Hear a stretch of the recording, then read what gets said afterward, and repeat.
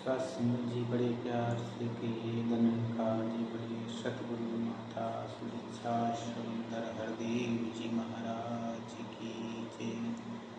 निरंकारी राजमाता गुरु वचन अवतार की जय। सत्संग जी चैनल को सब्सक्राइब कर लीजिएगा। सत्संग जी बेल आइकन को भी दबा लीजिएगा ताकि हर वीडियो विचार आप जी की जरूरत तक पहुँच सके। जो भी बोलने के दौरान गलतियाँ हों उसे अपने चरणों का अवश्य सत्संग जी धन का जी से विचार रखिए सच भगवान करेगी।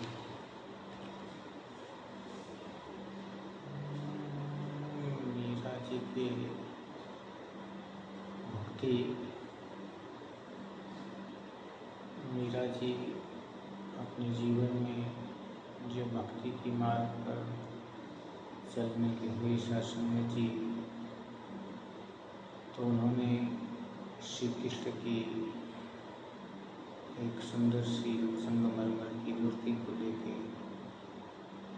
उनको नहलाना खिलाना भोग लगाना पूजा करना तमाम ऐसे कार्य उनका पूरा दिन समय कृष्ण की याद में ही बीतता था।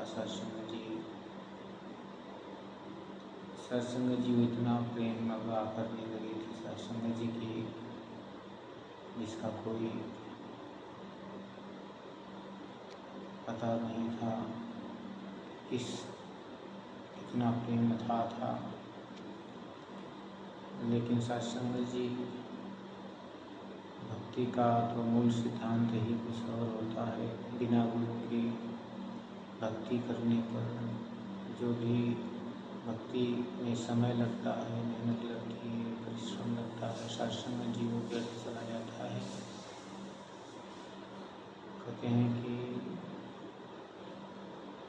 बिन गुरु भव निधि तरहि ना कोई बिन जो बिरंच शंकर संग होई। सत्संग जी अगर बिना गुरु के भक्ति अगर होती है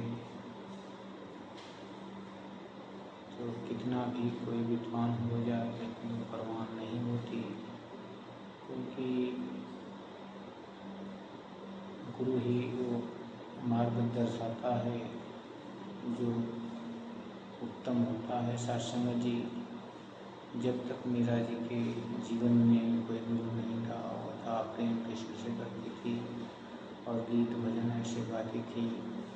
बसो मेरे नैनन में नंदलाल मोर मुकुट मकरा कृत कुंडल अरुण तिलक दिए भार अधर सुधारस मुरली राजत पूर्वजंती माँ क्षुद्र घंटिका कटितट शोभित मुकुट सुभद्रसा मीरा प्रभु संतन सुदानी भार बसो मेरे नैनन में नंदलाल।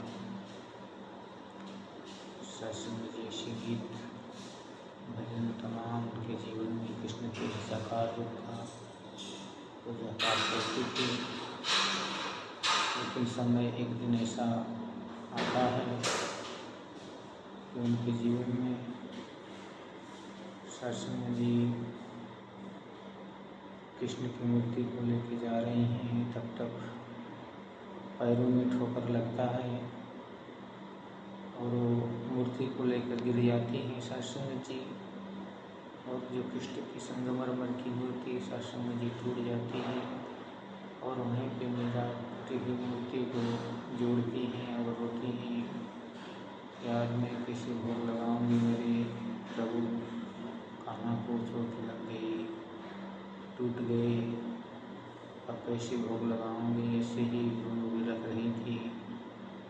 तब तक कोई संत महात्मा का दृष्टि उनके ऊपर पड़ी, वो रो रही हैं तो उन्होंने आकर उनसे पूछा मीरा जी क्यों रो रही हो? तो बोली कि मेरा भगवान टूट गया और मैं किससे प्यार करूंगी, किसको पूजा करूंगी। सत्संग जी उन्हें बताया कि मीरा तुम इस टूटने और जुड़ने वाले परमात्मा से इतना अथाह प्रेम करती हो, जाओ समय के सतगुरु संत रविदास जी महाराज के पास वे तुम्हें पूर्ण ज्ञान देंगे और परमपिता परमात्मा के दर्शन करा देंगे। फिर तुम्हें इस मूर्ति की जरूरत नहीं रहेगी। वो ऐसे परमात्मा के दर्शन करा देंगे जो कभी न आने वाला है, न जाने वाला है, न टूटने वाला है, न छूटने वाला है। सत्संग जी यथा है, अगोचर है, असीम है, अनंत है। सत्संग जी ऐसे परमात्मा के दर्शन करा देंगे। तब मीरा जी ने एड्रेस उनका पता पूछ कर जाती हैं। उस समय उनके जीवन में ऐसी गरीबी हालत थी सत्संग जी की वे मसीह का काम करके अपने ही परिवार का पालन पोषण करते थे। सत्संग जी तो डेली का उनका यही क्रम था। मीरा जी ने उनसे आग्रह किया, निवेदन किया, प्रार्थना किया। तो उन्होंने कहा ठीक है, लेकिन तुम मेरा कार्य करो और यहीं पे बैठ के मैं तुम्हें ज्ञान भी दूंगा और अपना कार्य भी करता रहूँगा। मीरा जी भी उनके कार्य में हाथ बटाई और उन्होंने ज्ञान से उनको परिपूर्ण किया। तब अब भाव बदल गए। जब सच्चे सतगुरु के द्वारा ब्रह्म ज्ञान की दात मिली तो वही मीरा जो कृष्ण के मूर्ति से यथा प्रेम करती थी, गीत गाती थी, भजन गाती थी, सत्संग जी अब देखो ब्रह्म ज्ञान के बाद उसी मीरा का वो कैसा बदल गया। कहते हैं कि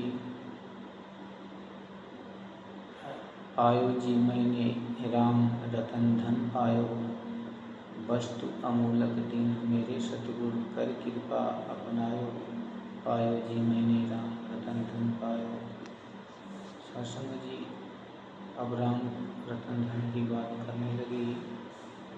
सत्संग जी ऐसे ज्ञान की आज बात सतगुरु माता श्री दीक्षा जी महाराज निरंकारी मिशन के द्वारा जन जन तक पहुँचाने की कोशिश कर रही हैं कि जो भी महात्मा संत जन परमात्मा के दर्शन के लिए प्यासे हैं, ढूंढ रहे हैं, लेकिन उनको पता नहीं है, वो आएँ और इस समय के रहबर सतगुरु माता श्री दीक्षा जी महाराज इस पावन पवित्र ज्ञान को दात को देकर इस आत्मा को परमात्मा से मिला के 84 लाख योनियों से मुक्ति का दिला रही हैं सत्संग जी। तो आए, कृपया निवेदन है, प्रार्थना है कि अपने जीवन को, अनमोल जीवन को यूं ही न गंवाएं। इस परम पिता परमात्मा का दर्शन करके अपने जीवन को धन्य करें सत्संग जी। तो कहते हैं कि पूजा करते करते, मंदिर का धोते धोते कितनी पीढ़ियाँ गुजर गई, लेकिन किसी ने इस परम पिता परमात्मा को नहीं प्राप्त किया, क्योंकि मार्ग ही उल्टा है। कहते हैं कि कुछ नहीं बनता, सुन ले मानव, लाखों कर्म कमाने से, पुण्य दान से कुछ नहीं बनता, न धन धान्य लुटाने से कुछ नहीं बनता, प्रतिमा आगे जा शीश झुकाने से लेश मात्र भी लाभ न होता, घंटी सिर बजाने से। सत्संग जी जब तक सतगुरु पूर्ण रूप से सतगुरु जीवन में नहीं आएगा,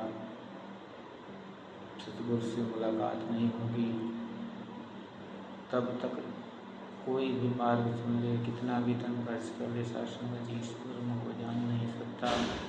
कहते हैं कि प्रभु ने अपना